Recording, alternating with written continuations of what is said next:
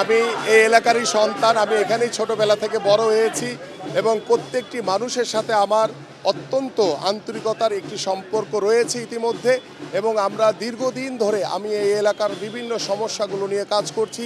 আমি মানুষের পাশে থেকে তাদের সমস্যাগুলো সমাধান করার চেষ্টা করছি এবং আমি কোনো প্রতিশ্রুতি দিচ্ছি না। আমি ইতিমধ্যে পরিকল্পনা করেছি আমার এই ঢাকা 16 আসনকে কেন্দ্র করে এবং সেই পরিকল্পনাগুলো বাস্তবায়নের অপেক্ষায় রয়েছি।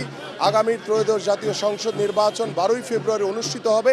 সেই নির্বাচনের মাধ্যমে আমি দৃঢ়ভাবে বিশ্বাস করি বাংলাদেশ জাতীয়তাবাদী দল বিএনপি এদেশের জনগণের রায় নিয়ে নির্বাচিত হবে। ইনশাল্লাহ আমরা সরকার গঠন করে আমাদের এই পরিকল্পনাগুলো পরিপূর্ণভাবে আমরা ইনশাল্লাহ বাস্তবায়ন করব।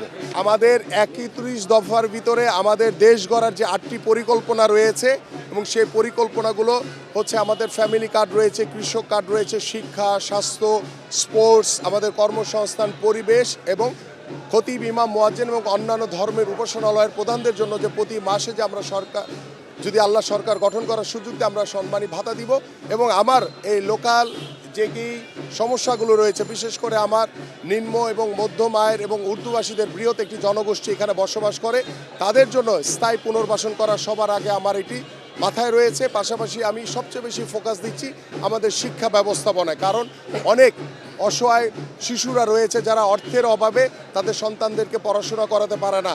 আমি অনেক অসহায় বাবা মা রয়েছে যারা অর্থের অভাবে তাদের চিকিৎসা করাতে পারে না।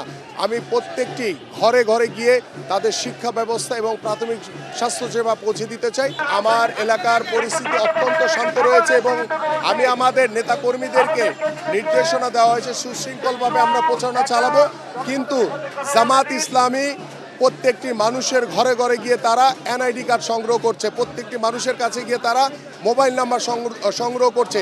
তাদের নিশ্চয়ই কোনো ভবিষ্যৎ, কোনো দুর্বিসন্ধি, কোনো পরিকল্পনা রয়েছে। আমি আহ্বান করব আপনাদের মাধ্যমে আমার এলাকার প্রত্যেকটি সাধারণ মানুষের কাছে, যেই আপনার কাছে যাক না কেন আপনি আপনার এনআইডি কার্ড এবং মোবাইল নাম্বারটি কারোর সাথে শেয়ার করবেন না। আমি সকলের কাছে আহ্বান করছি।